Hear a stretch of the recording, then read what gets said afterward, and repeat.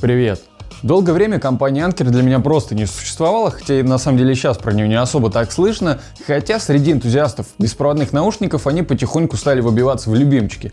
Да и недавние наушники, которые у меня были, Anker Life P2, оставили после себя прям приятные впечатления, поэтому как только я их послушал, заказал сразу версию постарше – Liberty Air 2. Ну а что там для нас подготовили, давайте разбираться. Невероятный звук, который полюбили уже более 10 миллионов человек. Именно такой фразой нас встречает коробка от Anker Liberty Air 2. Это, конечно, мы не проверим, но что люди могли их полюбить хотя бы за упаковку, это без сомнений.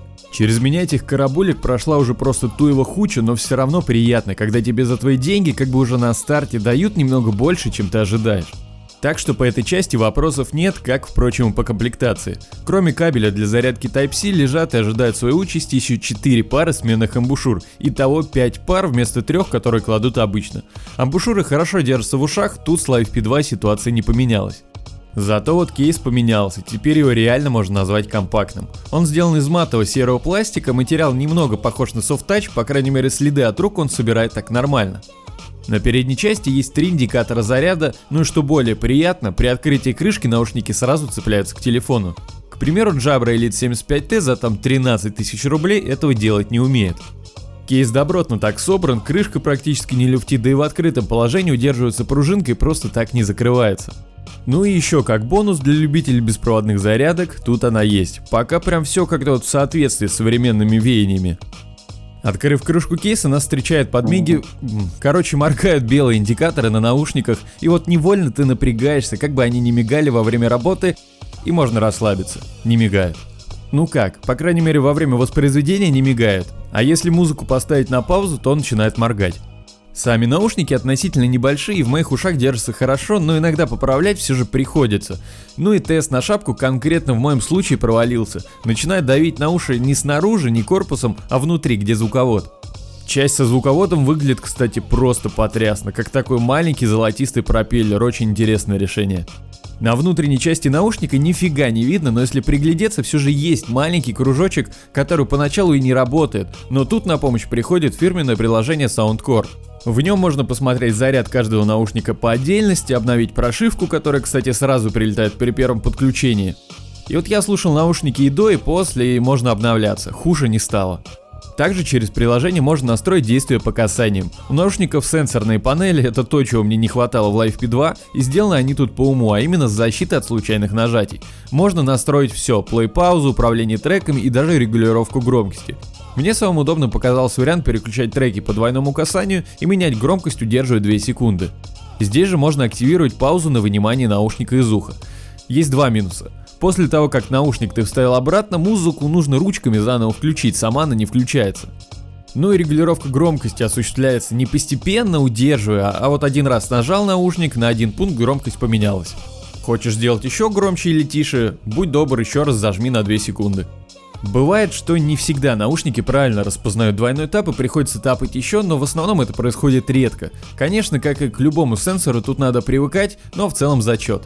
Ну и еще из плюсов влагозащита IPX5, это, конечно, тебе не в душе под ними стоять, но случайный дождь не помеха. 7 часов нам обещает компания Anker время автономной работы. По факту, конечно, получилось немного меньше. На максимальной громкости с кодеком IPTX и связке с Galaxy S10 у меня получилось выжить 4 часа 26 минут. Вообще нормальные цифры с учетом того, что максималка тут явно с запасом. В кейсе еще стоит аккумулятор на 500 мАч, что раза, наверное, на 3 подзарядки наушников должно хватить. После того, как наушники сели, музыка переключается на тот, который не был главным, и на нем остается еще процентов 50 заряда. А вот к разным устройствам у меня подключить их никак не получилось. С задержкой звука все стандартно. В играх, а именно Call of Duty, она большевата, пока в этом плане беспроводных никуда не деться. Но зато в YouTube идеально, ее практически нет. Кстати, по стабильности они мне тоже понравились. В связке с S10 я пока вот ни одного обрыва не ловил. В сумме 4 микрофона на наушниках и Life P2 в плане разговора поставили очень высокую планку, ну и давайте смотреть, чем нас удивит или нет Liberty Air 2. Проверяем работу микрофонов Anker Liberty Air 2 в тихом пространстве, незаведенная машина. Стойкое ощущение громкой связи. Голос, ну реально рация, громкая связь, бочка, я не знаю, как это по-другому назвать. Короче, я просто помню, как звучали Anker Life P2, там микрофоны прям были пушка-бомба. Здесь что-то не знаю. Проверяем работу микрофонов Anker Liberty R2 в машине. Печка 3 деления 4, музыка на фоне на девятке. Шумодав работает. Музыка приглушается, не прям сказать, что сильно, но ладно, здесь еще более-менее нормально. Проверяем работу микрофонов Anker Liberty R2 на улице. Ветра нет, мимо едут машины. Тут шумодав тоже работает, но при этом громкость голоса скачет, если молчать. Тут мне не очень нравится, что странно, но в младшей версии Live P2 микрофоны были лучше. Да, очень странно, но в старшей модели Anker умудрились сделать микрофоны хуже. Вверху в подсказке сейчас вылезет ссылка на обзор Live P2, можете сравнить при желании, но тут шумодав явно работает менее эффективно. Пишите в комментарии свои мысли. В каждом наушнике Liberty R2 поставили динамический драйвер с якобы алмазным покрытием. Вряд ли кто-то из вас может этим похвастаться. Одна из фишек этих наушников заключается в том, что через приложение можно типа настроить звук под себя. Функция называется Hear ID. Работает она по такому принципу. Втыкаешь наушники в уши, при этом желательно находиться в тихом помещении. А сама проверка заключается в том, что тебе на протяжении 3 минут в наушниках будут включаться звуки разной частоты, начиная совсем с еле уловимого писка и заканчивая более низким гулом. При этом каждый звук начинается с нормальной громкости и постепенно громкость уменьшается. А твоя задача заключается в том, чтобы нажимать на кнопку, пока ты слышишь какой-либо звук, и отпускать, если уже ничего не слышишь. Ну вот не знаю, я сидел прям в тихой комнате и слышал вообще все звуки на любой громкости. Отпустил кнопку только один раз на переходе между звуками, поэтому и на финальном графике у меня только один подъем в районе верхних частот. Ну вот и конкретно в моем случае разницы я не заметил вообще, собственно как и смысла тоже. Возможно, если слух недостаточно резкий и какие-то частоты просто не воспринимаются, это и будет полезно, но в моем случае как-то мимо, хотя я себя тоже не считаю человеком с супер каким-то резким слухом. Также в приложении есть еще куча вкладок с разными пресетами, но я, если честно, все эти свистоперделки не люблю, слушаю просто на стандартном эквалайзере. Так вот о звуке. Иногда бывает так, что первый раз включаешь на наушниках просто первую попавшуюся песню и прям сразу понимаешь, да, зашли. Так вот, это не про Liberty R2. С ними мне пришлось походить недельку, чтобы проникнуться, и в итоге проникся. По сравнению с Jabra Elite 75T здесь нет перегруза на низких, но бас отрабатывается неплохо. Текстурный, динамичный, глубокий бас причем тоже прослеживается. Середина в порядке, с приличной детализацией достаточно чистенько звучит, да и высокий не было желания как-то убавлять. В общем, очень и очень приличное звучание. Но по драйву и напору любителям динамики может немного не хватить красочности, хотя в целом с ней тут хорошо. И если по микрофонам Live P2 однозначно лучше, то по звуку R2 обгоняет их 100%. Пожалуй, Anker Liberty R2 встанут на почетное 5-е место в общем рейтинге, но хочу заметить, что это уже зависит от личных предпочтений. И допускаю, что по своей подаче Liberty R2 зайдут, наверное, 80% людей и будут для них лучшими.